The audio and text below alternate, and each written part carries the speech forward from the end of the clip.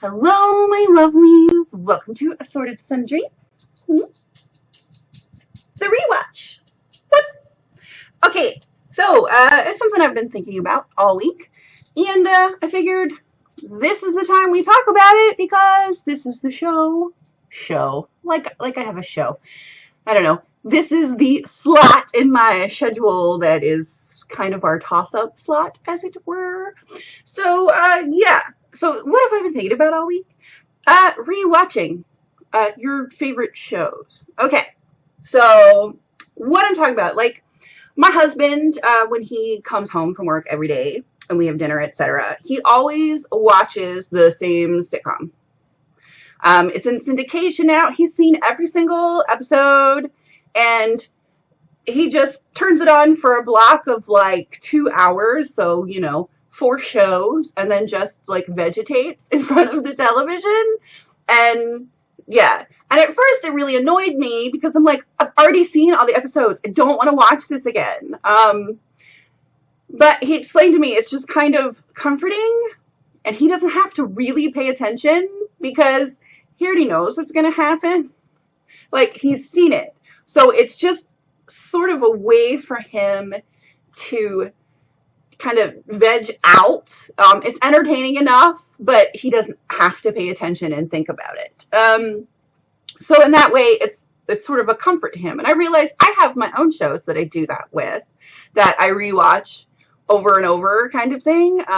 Buffy, Angel, Supernatural. If I see it's on while I'm not really doing anything in the middle of the day, I will watch it. Law and Order, all the LNOs, because I've seen all of them at some point or another. Now, the Law and Order universe, as it were, those shows, there are so many episodes that half the time I can't remember, how it ends until about halfway through. And then I'm like, oh, I think this is the one where whatever happens.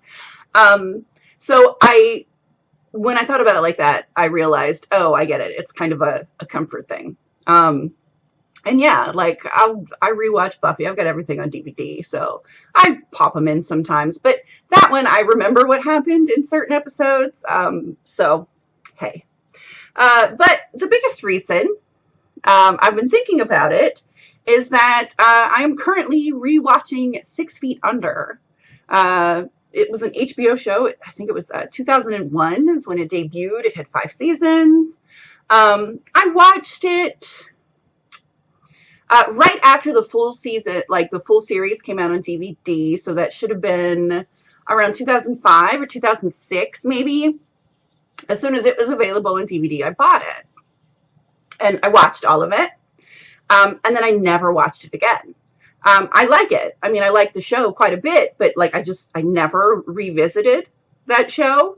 And when I was thinking about my husband and his comfort television, I was like, well, let me pick a show that I've watched, but I haven't watched in a while, just so I won't have to pay super attention. Like I can do my nails or work on different hairstyles or just, fiddle around looking at people on Instagram and what have you.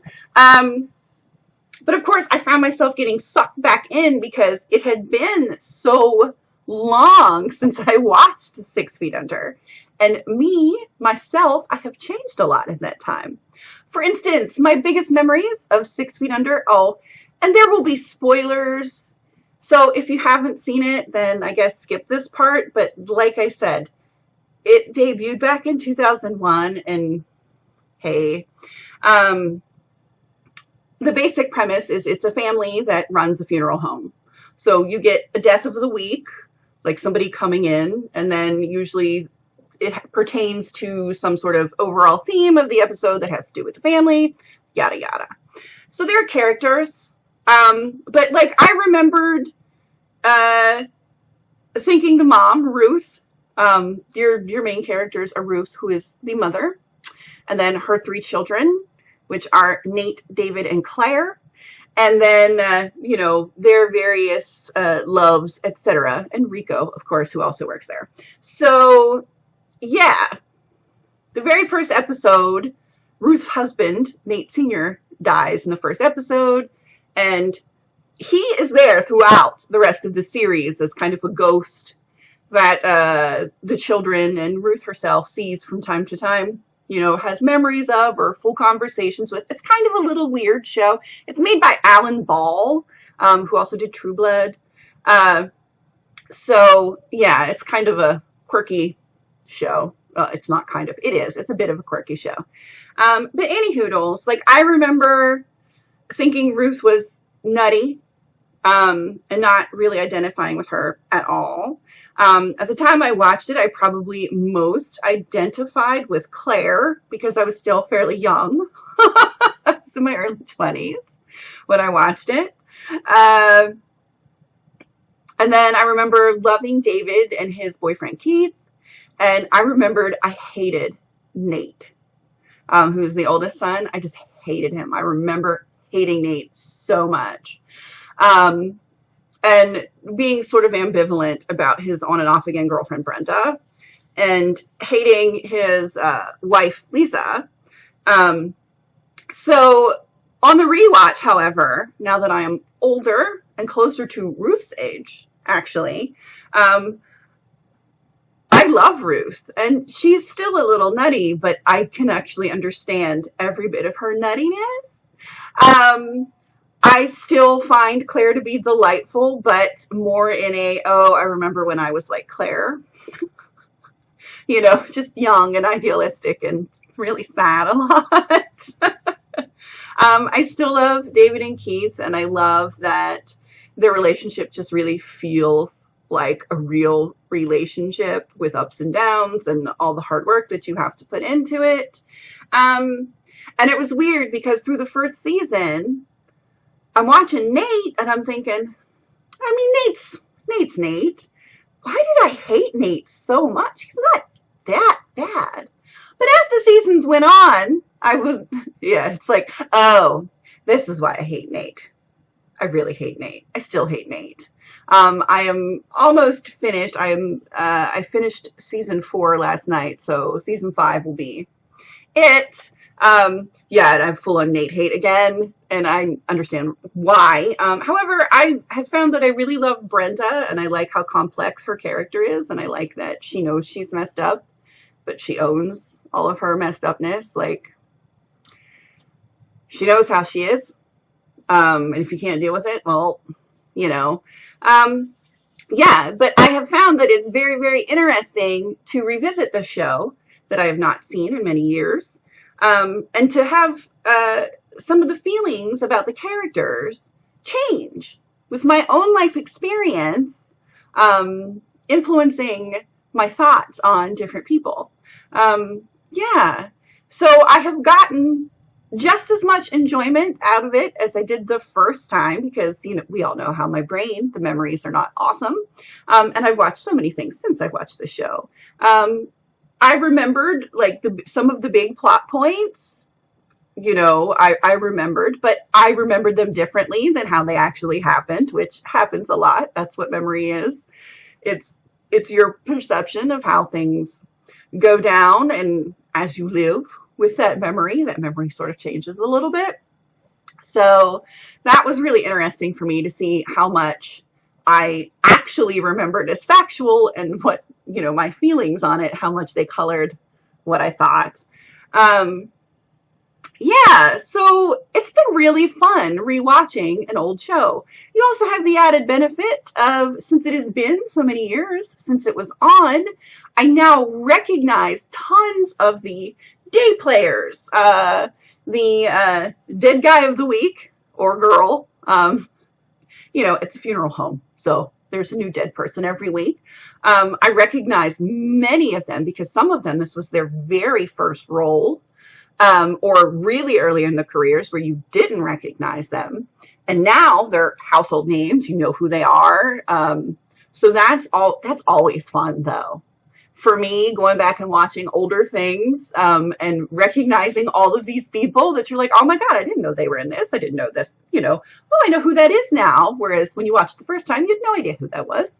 I always love that. That's one of my favorite things, watching older movies. And I'm not talking old movies, because old movies, you probably already knew all those people by then.